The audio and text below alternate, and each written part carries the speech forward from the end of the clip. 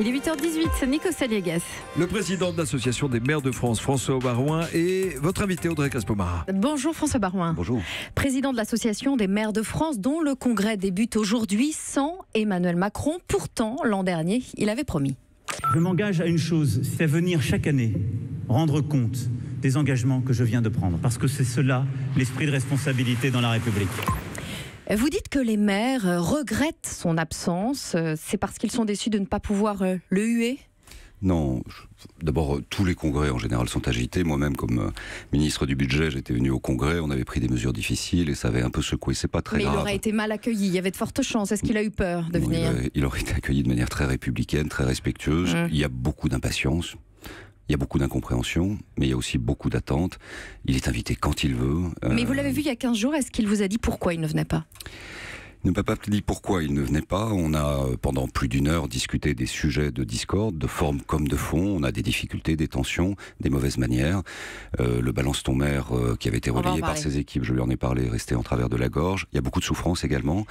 Et au fond, nous sommes les soutiens et les soutiers en quelque sorte de la République du quotidien. Nous devrions être aux côtés en permanence du président de la République. Nous ne le sommes pas, donc il faut mettre sur la table les problèmes de fond, de forme. Tourner cette page, ce congrès devrait permettre d'aborder une nouvelle étape. François Barouin, plutôt que de venir, Emmanuel Macron a préféré écrire une lettre à tous les maires de France. L'attention est délicate, mais le geste un peu lâche ?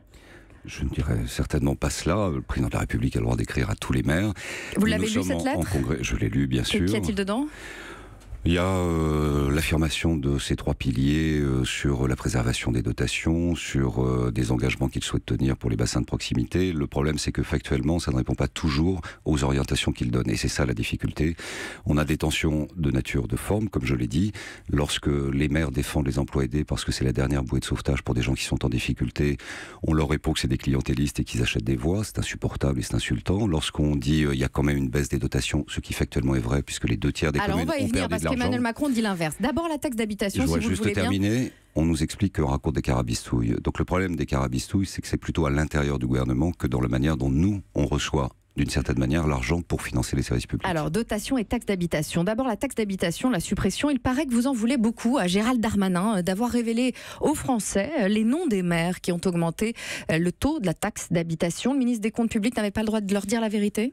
Ministre qui est en charge du budget et qui utilise l'administration fiscale pour publier une liste de gens qui augmentent la taxe d'habitation ne respecte pas en quelque sorte l'esprit et la lettre de la Constitution, puisque la libre administration des collectivités locales est garantie par notre loi fondamentale. C'est de la malhonnêteté, ce que vous dites ? Je ne dis pas ça non plus.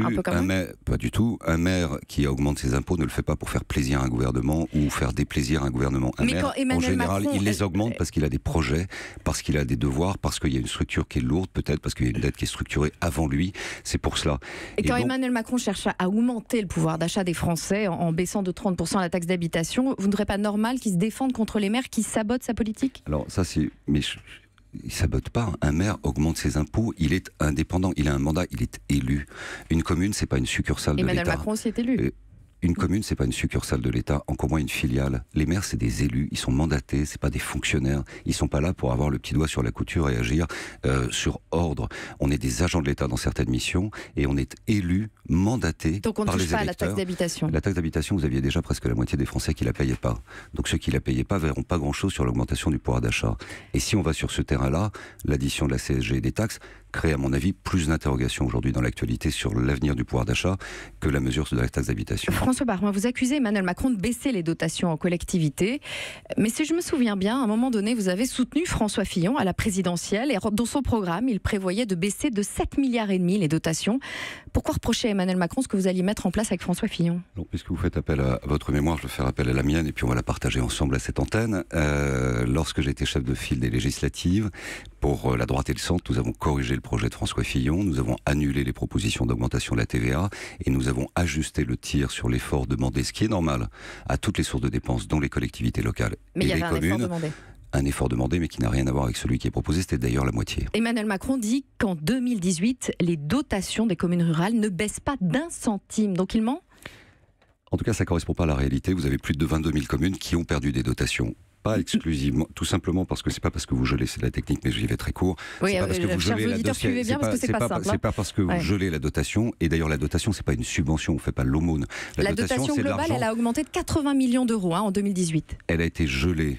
Et les autres dotations, comme c'était une enveloppe que Bercy a fermée, de telle sorte que de l'argent a été pris à certains pour le donner à d'autres. Aux communes les plus riches pour les communes les plus pauvres. Est-ce que vous trouvez ça injuste que les riches aident les pauvres? Justement, pas toujours. Et c'est tout le problème. Ça fait partie des débats, ça n'est pas le seul. Nous avons devant nous, et nous le verrons demain, une liste de revendications. Nous voulons rentrer dans une phase de négociation. Négociation sur effectivement l'avenir de la compensation de la taxe d'habitation. C'est important.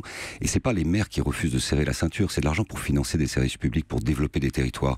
Et le problème en profondeur, c'est que tout est déséquilibré. La taxe d'habitation, c'est 20 milliards par an pour les communes. Hein. Probablement un peu plus. D'ailleurs, c'était une mesure qui n'a pas été très bien calculée et pas très bien calibrée. C'est pour ça que c'est difficile aujourd'hui pour le gouvernement de trouver une piste de sortie. On est prêt à l'aider. On souhaite un dégrèvement complet, le remboursement pour financer ce que l'on a à financer.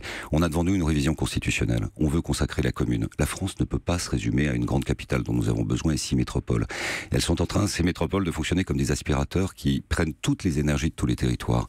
Donc Emmanuel Macron reste le président des riches et président des villes, ce que vous dites? En tout cas, la politique fait une ultra-concentration et la France qui se lève, qui demande un espoir en ce moment, nous sommes la caisse de résonance et nous avons lancé des alertes nous sommes lanceurs d'alerte en quelque sorte depuis plusieurs mois sur la réalité de ce que nous vivons sur le terrain. Il faut rééquilibrer, il faut rentrer dans une nouvelle phase de décentralisation. L'ultra-centralisation est probablement le plus sûr chemin pour aller dans une impasse pour le pays. Et Emmanuel Macron, que je respecte profondément, et qui est courageux et qui a de l'audace, ne peut pas se retrouver seul face au peuple.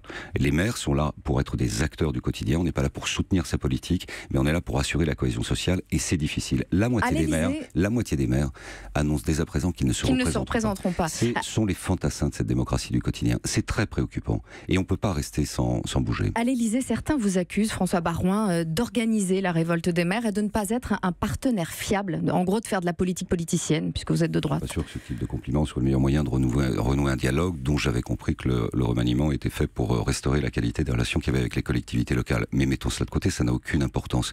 Ce qui compte, c'est le fond. Tout procède de l'Élysée, tout procède du président de la République. Et quant au maire de France, c'est une institution qui a 110 ans. Vous avez des communistes, vous avez des socialistes, vous avez des centristes, vous avez des républicains, vous avez des non-inscrits. J'ai l'honneur d'être celui qui est en charge de produire le consensus, c'est-à-dire le plus petit dénominateur commun ou le plus grand des multiplicateurs communs. En quelque sorte, j'ai l'honneur de porter ce qui est des revendications partagées par toutes les sensibilités politiques. Il faut l'accepter. C'est pas parce qu'on n'est pas d'accord qu'on est indigne. C'est pas parce qu'on a des contre-propositions qu'on est irresponsable. Merci François Baroin, et je précise que vous verrez Emmanuel Macron demain à l'Élysée. Absolument.